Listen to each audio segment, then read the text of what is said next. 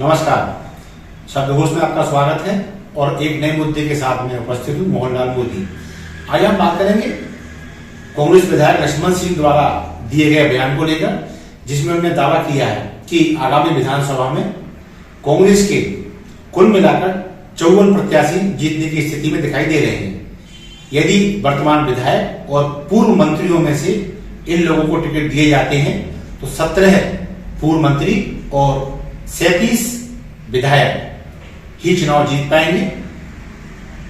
इस बयान को लेकर कमलनाथ और दिग्विजय सिंह जैसे मध्य प्रदेश के बड़े नेता पशुपेश में हैं, वहीं कांग्रेस में अफरा-तफरी मची हुई है। इसके उलट राहुल गांधी ने बयान दिया है कि अब मध्य प्रदेश में सरकार कांग्रेस की बनने जा रही है।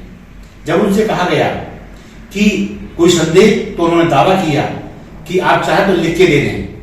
जब लक्ष्मण सिंह के बयान के बारे में कहा गया तो राहुल गांधी ने पलटकर उत्तर दिया कि वो शर्त लगा लें। कुल मिलाकर लक्ष्मण सिंह के अपने दावे हैं, राहुल गांधी के अपनी।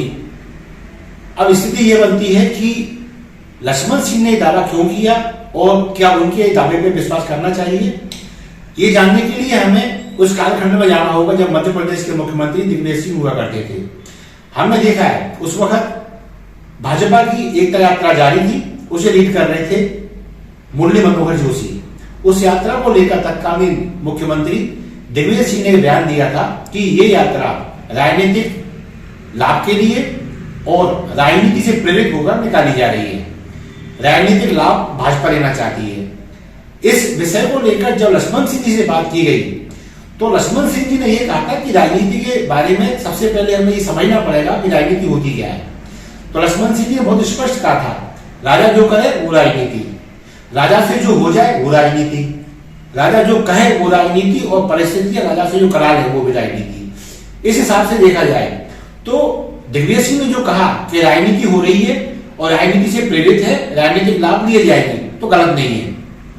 लेकिन लक्ष्मण सिंह ने यह भी कहा कि यदि राजनीति की बात जब आती है तो मुरली मनोहर जोशी जैसा व्यक्ति राजनीति से प्रेरित होकर या राजनीति लाभ के चलते यदि कोई अच्छा काम करता है तो उसकी तारीफ की जानी चाहिए।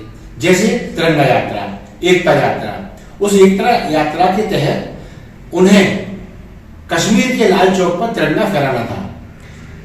लक्ष्मण सिंह बोलते हैं कि उस कालखंड के अनुसार लाल चौक पर तिरंगा फहराना असंभव था। वहां पाकिस्तानी झंडे फहराए जाते थे, पाकिस्तान जिंदाबाद, भारत मुर्दाबाद के नारे लगते थे। जो व्यक्ति वंदे मातरम बोलता था उसकी हत्या हो जाती थी। ऐसे में यदि मुरली मनोहर जोशी तिरंगा फहराते हैं तो ये उनके लिए बहुत बधाई की बात है। कुल मिलाकर इस यात्रा के उल्लेख का हमारा आशय इतना सही है कि लक्ष्मण सिंह जब भी बोलते हैं तो वो अपना राजनीतिक लाभ हानि उसमें नहीं जोड़ते। वो ये देख लेते हैं कि हाँ बात सही है तो इसमें हमें इसका समर्थन करना ही चाहिए, फिर सामने मामला भाजपा का क्यों ना हो। तो जो व्यक्ति सच्चाई के लिए अपने तत्कालीन मुख्यमंत्री बड़े भाई के खिलाफ या उनकी बात को काट सकता है तो फिर उस आदमी से ऐसी कैसे उम्मीद करते हैं कि वो कह रहे हैं कि कुल 54 ही जीतेंगे और कांग्रेस उसको हवा में उड़ा रही है।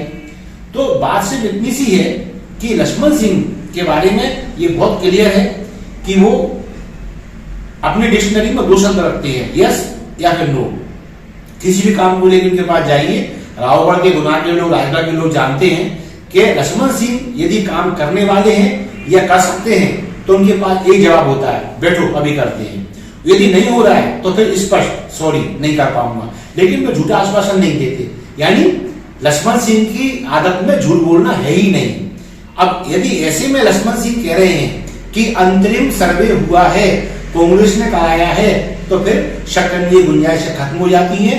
एक कई बार विधायक, सांसद और उच्च स्तर की राजनीति कर चुका कांग्रेसी नेता जब ये दावा करता है अंतिम सर्वे हुआ है, कांग्रेस ने कराया है और 17 पूर्व मंत्री, 37 विधायक ही चुनाव जीत पा रहे हैं, तो फिर इस बात को गंभीरता से लेने की आवश्यकता है। कांग्रेस का अंदरूनी मामला है, लिहाजा ये उसका अपना सिरदर्द है, लेकिन लोकतंत्र की मजबूती के लिए जनता ये अपेक्षा करती है कि कांग्रेस लक्ष्मण सिंह की बात को गंभीरता से ले और अपनी कार्यप्रणाली में सुधार लाने की चेष्टा करे। यदि वो ऐसा करती है तो निसंदेह इससे कम से कम मध्य प्रदेश का लोकतंत्र तो मजबूती पाएगा। वो सत्ता में भले ना आए, लेकिन हमारी कामना है वो जब आए तो मजबूत विपक्ष के रूप में लोकतंत्र का संतुलन बनाए रखेगी। इस शुभकामना के साथ मैं मोहनलाल मोदी लेता हूं विदा। बहुत जल्दी एक और मुद्दे के साथ आपके सामने उपस्थित रहूंगा। तब तक के लिए आज्ञा दीजिए। नमस्कार।